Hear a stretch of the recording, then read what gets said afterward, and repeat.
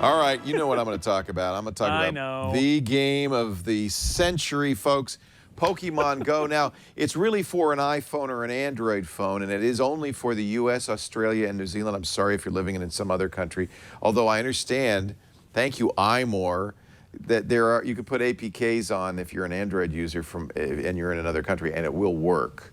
But the servers have been just blasted. This app came out on Wednesday, July 6th.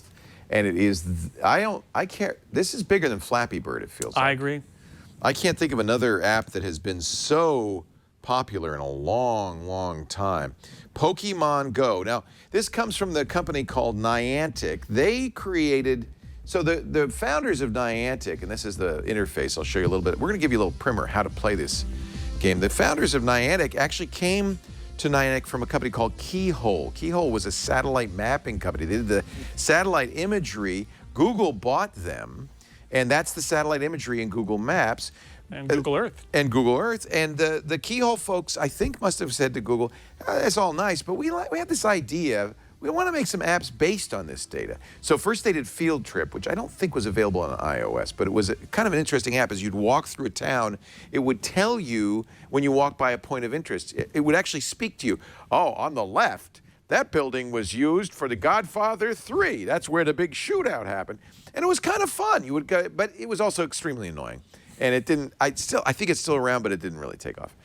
Then they did Ingress, which was a cult game that involved you walking around in your town or wherever you were, looking for, it was generally points of interest, and they would be hackable. You would do this, first you join a faction, and then you do this hacking stuff, and you take it over, and then the other faction would try to take it back. And I always thought it was, first of all, it was kind of opaque, difficult to use, and weird. People who got into it, like Father Robert, walked miles doing this because they got so obsessed with it. The other thing that worried me a little bit, you're standing in front of like the U.S. Post Office and it's saying, hacking the U.S. Post Office. And you'd be doing your hacking and it looked like, frankly, you're going to get taken down if you keep doing that. So I didn't do it. I got tired of it and I didn't do it. Well, back to the drawing board. They've done a partnership with the Pokemon company, which makes, if you've never heard of it, and I don't know how you could not have, made the game of the 90s, or maybe it was the early 2000s. I think my kid was about 9 or 10. And it was a card game, and you would have different Pokemon creatures, hundreds of them. They all had different attributes. You could evolve them, power them up. You'd buy the cards and get the creature. And I remember we had to stop at 7-Eleven. Every time Henry saw 7-Eleven, he said, I need a card pack. And if you were lucky, you'd get a foil card that would have extra features. It was a fun game, kind of like Magic the Gathering, or lots of card games like this. Then there were Pokemon games you could play on various video gaming systems. So they did a tie-in, basically taking Ingress, modifying it to be more like Pokemon, but it's essentially the same mechanics as Ingress. You walk a lot. The more you walk, the more Pokemon you're going to see. You capture the Pokemon you see. You train them up. Here's the video. You train them up, and then you can do a few things. When you get home in the leisure of your own home, you can take your Pokemon and evolve them. You can hatch more. And you can then go to a Pokemon gym, try to take it over, much the same way Ingress you would be taking over points of interest. Because it's mapping, it's got real maps and real points of interest. There it is, that's a Pokemon gym. He's going to have a Pokemon battle with whoever took over the gym previously, and if he's lucky, defeat them, and his team, whether it's red, blue, or yellow, will become the default team. So let me show you a little bit. Now, one thing you probably will see a lot of, and it's been really bad this last few days, is this. That means it can't reach the servers. So many people are playing this game that the servers are down a lot. One thing that sometimes helps, and I'll try this, is force closing the app and restarting it. You'll be using either a login with Pokemon, and they actually had to slow down Pokemon signups because so many people were signing up, or your Google account. Now, one of the advantages of doing that is you can use this on your iPhone, on your iPad, your Android device, and it's the same account. See, I'm Chief Twit. I keep everything. I keep all the things in my backpack. So that's nice. But the disadvantage is that's you. That's it. And you don't get to change your name. You don't get to change your look. Sometimes I wish I could. That's it. And what you've got, you've got. But that's all right. At least you get to take it with you. Now, I mentioned iPad. I don't know, but my guess would be that you cannot play this on iPad that doesn't have LTE because you need the GPS to know where you are. You can see we are actually, this is the TWiT brick house. You can see it can tell I'm in it. Across the street from us is a point of interest. In this case, and again, the servers are down, so let's see if we can get this. In this case, it's a mural on the wall across the street. There it is, the Phoenix Theorem mural. If I spin it, I can get a few items from it, usually Pokeballs, but sometimes some more premium items. And I just got 4 Pokeballs, but that's good. You need them because if any Pokemon show up, you're going to need those Pokemons to capture them. Now, you could tell if there are any Pokemons nearby with this bar down here. This shows what Pokemons are the nearest. With 1 paw print, they're almost in your vicinity. They may not be visible yet. If they're visible, the paw print will disappear entirely.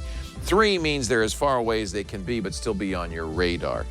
I'm not sure what it means when I do that, except that maybe I'm keeping an eye peeled. So as I get closer, those paw prints will go down. There's a few other things you can do. If you hit your Pokeball, you'll see these are Pokemon I've collected over time. And you can sort these if you press CP in a variety of ways. The most useful are combat power. The more power, of course, the more likely you're going to win in one of those battles in a Pokemon gym. But another useful way is to sort it alphabetically. That's when you'll see you have duplicates. You do want to get rid of duplicates. You don't need but 1 of anything. And one of the reasons of course you could keep duplicates, but one of the reasons you might want to get rid of the lowest combat point duplicate is because you can trade it in for 1 bit of candy. So I'm going to transfer this Duo to the professor. No takesies, backsies. It's gone forever once you do. But I got a Duo candy, and here's why you might want that. You use the candy to power up and evolve. I'm not yet to the point where I can evolve it. I need 50 candies to evolve it. My recommendation is not to power up until you've fully evolved. As you evolve the character, it changes into a different character. So it's a good idea to read the Pokédex to see, these are all Pokemon I've seen or captured, and to see what they evolve into. One of the most highly valued is Pikachu. It can evolve into a variety of things, so it doesn't tell you what it's going to evolve into. But here's the Raticate. It was an evolution from a Rattata. So the idea was I traded in all the Rattatas, kept 1. Once I got enough Rattata candy, and each species has its own candy, I could evolve to Raticate. Raticate is the top, by the way. So what I could do now, if I have any extra candy, is power my Raticate up. Let's see if I have any extra candy to do that with. Where's my... Oh, and I have an extra Rattata, so let's trade off the Rattata. Let's get rid of him. Don't need him anymore. And get some extra Rattata candy. Oh, here's another one I can trade off. Let's get rid of all of these. So you'll capture a lot of duplicates, so it's a good idea. Yep. Now, I go to my Raticate. I've got 25 points of Rattata candy, so I can power him up. And you'll see he gets 20 extra combat points. The more points, the more likely you'll win. But there's other strategy involved. There are different types of skills. If you're going to combat, you want to pick a Pokemon that's likely to win against the Pokemon you're playing. Eventually, I'll get rid of all these Zubats. It's a lot of fun. I wish I could show you the mechanics, but so you have to wait until a Pokemon shows up. There's one way you can kind of a couple of ways you can kind of encourage Pokemon to show up. You get items, potions, and revive will heal Pokemons. Incense will attract Pokemons. So if I place this incense here right now, it's incense around me, and I get it for 30 minutes, and I can continue to move around. No one else will see the value of this, but this will attract Pokemon for me. There's another way. There we go. See, I got something. It looks like a Rattata. Let's tap him, and yeah, wild Rattata. Now, this is kind of the fun part. This is the augmented reality. You can see I'm actually seeing him.